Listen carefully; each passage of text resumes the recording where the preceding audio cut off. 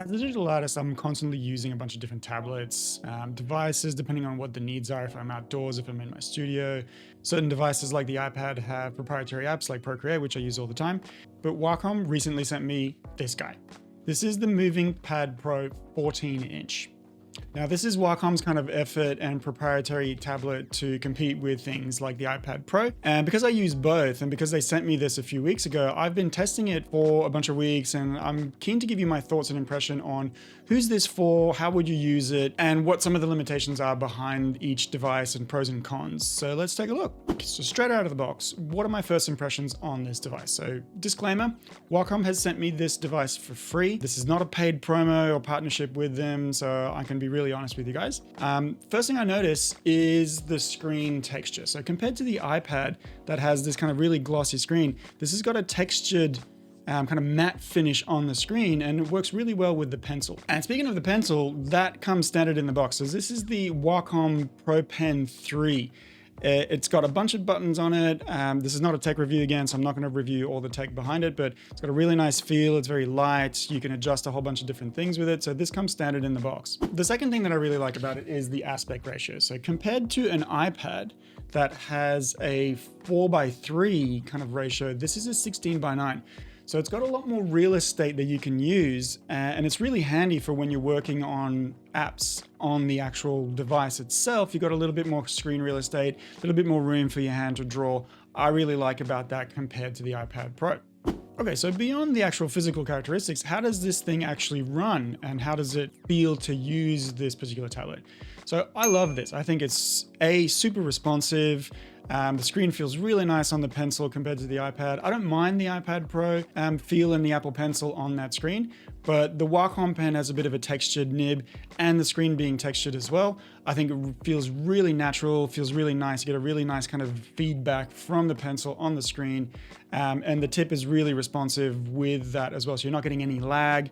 It's a really kind of very well calibrated pen to the screen. So I love working on this tablet. I think it feels great. It's super natural. It's a really awesome drawing experience, super responsive. As a drawing tablet, this is really like top marks in terms of how it feels. So that's awesome. What's maybe a little bit less awesome, and really the kind of the crux of this video, and maybe kind of the elephant in the room, is the software that comes with it. So the apps that actually come with it. So out of the box, this comes with Clip Studio Paint, which is awesome. I use it all the time. It's an industry standard, great for digital art, works really well, super responsive. It's the full app as well, but you can actually swap in between kind of full desktop view where all your panels are up, and a kind of more abridged view, a little bit more kind of mobile device view where you've got fewer panels open at the same time and you've got a little bit more screen real estate to play on. But yeah, in Clip Studio Paint, that 16:9 aspect ratio is great for having all those kind of panels open,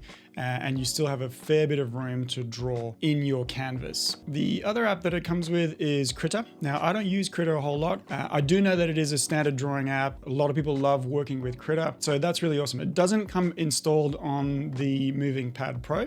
Clip Studio Paint does, so you'll just have to download it and install it, but that's no biggie. And then finally, we've got Wacom Canvas, which is their kind of proprietary drawing app. Now, this is not a full drawing app. I don't think that the intention here was for them to make this whole big thing competitor to Procreate or anything else. This is really just a sketchbook. It opens up super fast. There's very basic kind of tools. You got a pencil, you got some brushes, some watercolor effects, and all that kind of stuff.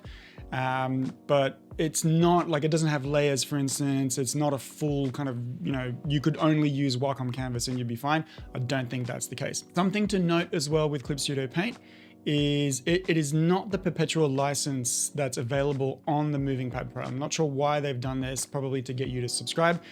But if you already have a perpetual license and you're not subscribed, you will not be able to use Clip Studio Paint to its full effect. So you'll be able to launch it in doodle mode where you can just kind of test all the features, but you won't be able to save anything. So if you are a Clip Studio Paint user and you do have a MovinkPad Pro, you will have to subscribe to that. Now, that's not necessarily a big deal. It's nowhere near as expensive as the Adobe Creative Cloud Suite, but it is something to note. Now, the big ticket item here, and I think something huge to put in the con column as opposed to the pro column, is the fact that this is an Android device. So that means no Adobe programs, so no Photoshop, no Illustrator, no Adobe Fresco. You'll also not get Procreate for this because Procreate is only on iOS.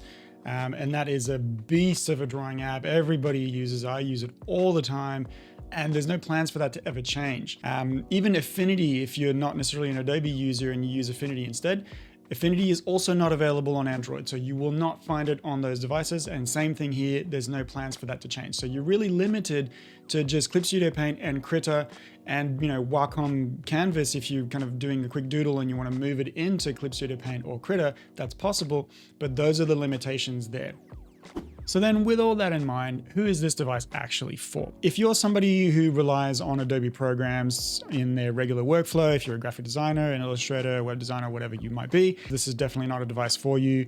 Those apps are not available on there and there's no plans for that to change, so you can definitely leave this one out. If, however, you're an artist and you predominantly work in Clip Studio Paint or Krita and you're looking for an entry-level drawing device that's a standalone as well, then this might be something for you to consider, because the price point here, if we're looking at an iPad Pro 14-inch equivalent, which does not come with the Apple Pencil standard, whereas the Wacom MovinkPad Pro does come with the Pro Pen 3 included. If you look at an iPad Pro plus a pencil, you're looking at about 3,000 Australian dollars, whereas the MovinkPad Pro with the pen included costs only 1,300 Aussie dollars. That's more than half the price of an iPad Pro with a pencil.